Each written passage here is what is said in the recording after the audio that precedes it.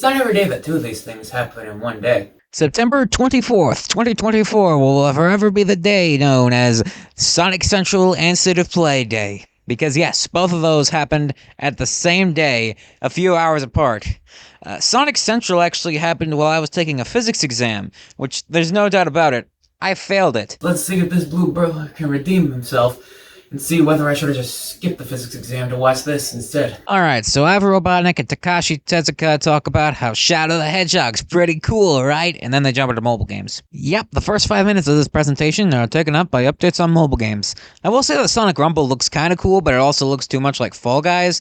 And then after that, they just add some more characters to some already existing mobile games, most of which are only on iOS, and only idiots use iOS.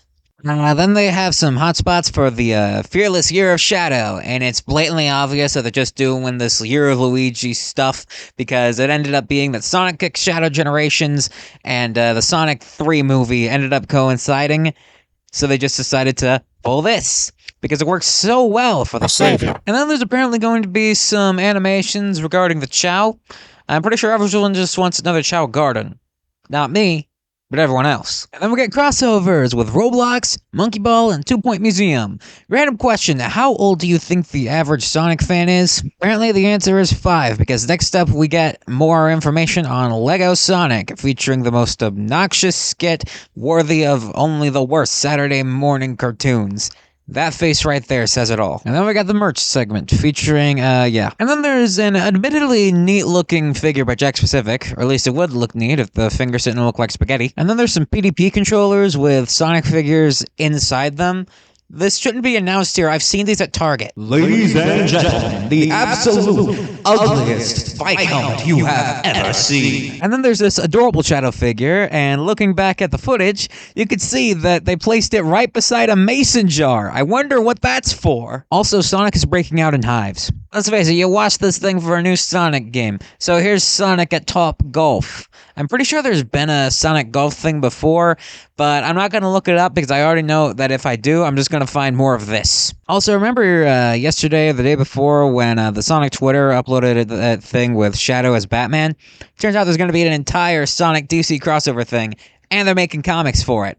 That's neat. I'll consider it if it's less than the Ken Penders book. Otherwise, I'm getting the Ken Penders book. And then we get a new trailer for Gay Sex Generations. Am I the only one who thought this game was already out? What they're doing is they're leaning way more towards the idea of this being a sequel to Shadow the Hedgehog. I have never played Shadow the Hedgehog, but from what I can understand, that's basically the endpoint of the original storyline, if you want to call it that, that started in the first game. And then went through the original trilogy, and then Adventure 1 and 2, and then Heroes, and then it ended at Shadow because 06 was a thing. There's also going to be a prequel story in the form of yet another animation. And you know what? I really love this art style. If you're gonna do a fake anime type thing, you should do this, and not whatever Adi Shankar is doing. Also, there's going to be an extended version of one of the episodes in the console versions of the game, except it does not exist. And next up, they say 2000s kids will love this next thing, and it's a parody of 80s infomercials. Although I do love analog horror, and as a 2000s kid, I'm interested in what it's selling. It is a little booklet that's meant to be Gerald Robotnik's journal, and it comes with first print copies of Sonic X Shadow Generations. So I'm definitely going to need that. Hint, hint. And they're already wrapping it up with basically no actually interesting announcements. Oh, wait, there is that one more thing that everything has to do. All right, let's see what it is. It's just the guys that are doing the movie saying that they are glad to be doing the movie. Okay. Well, that was a disappointment. Nothing of value was announced. No games, no games, that's really the only reason why I watched it. So yeah, that was Sonic Central. Next up is State of Play. And I can already tell you one thing. It's gonna suck. Alright, first off, the shiny Mario Galaxy ripoff gets some free DLC, because that's what it needs. And then they bring out the Scandinavian Twink to announce.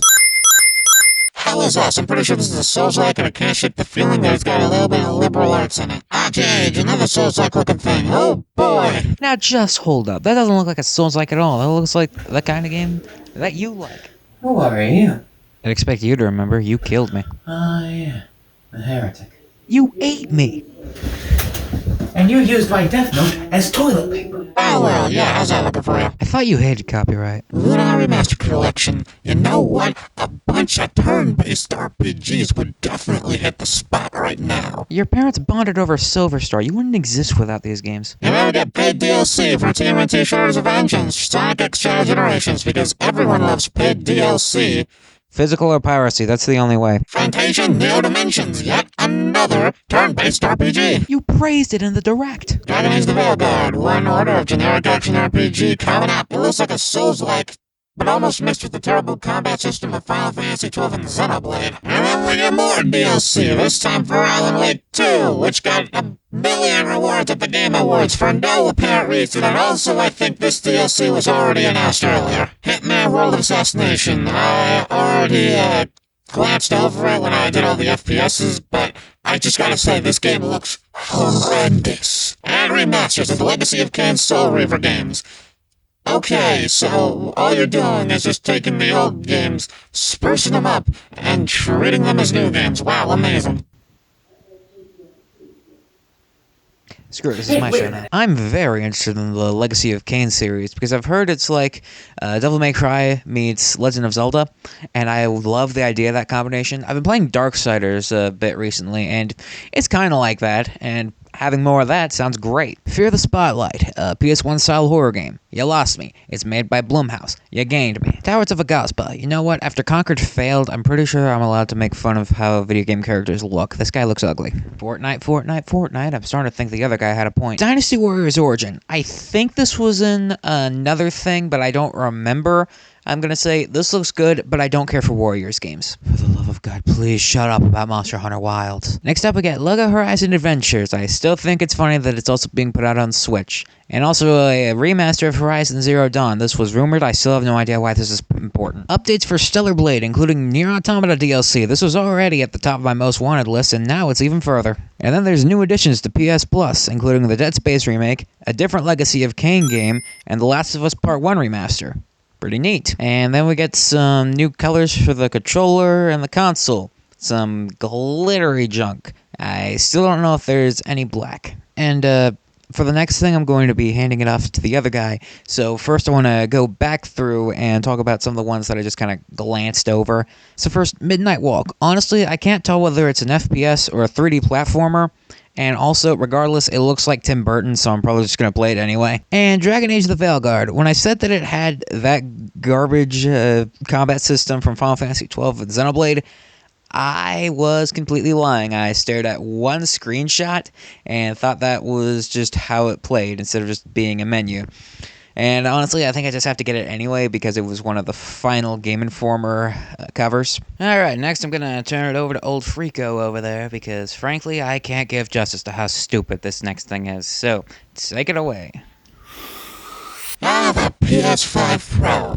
Not only was it announced a couple of weeks ago at a crisp $700 with no disk drive, they showed off its incredible capabilities of absolutely nothing.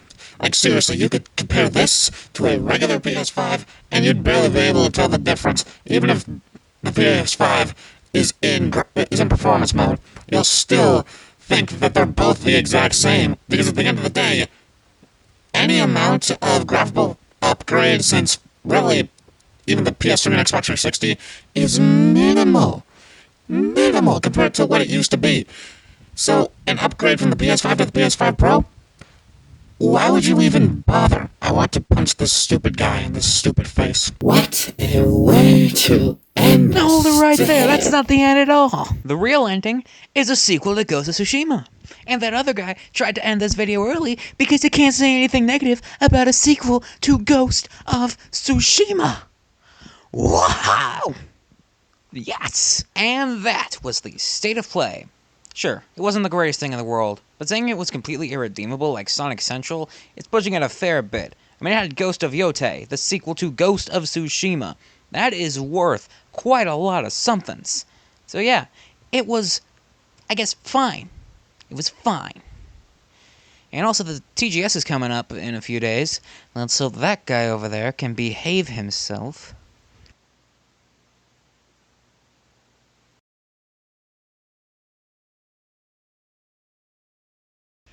all the time.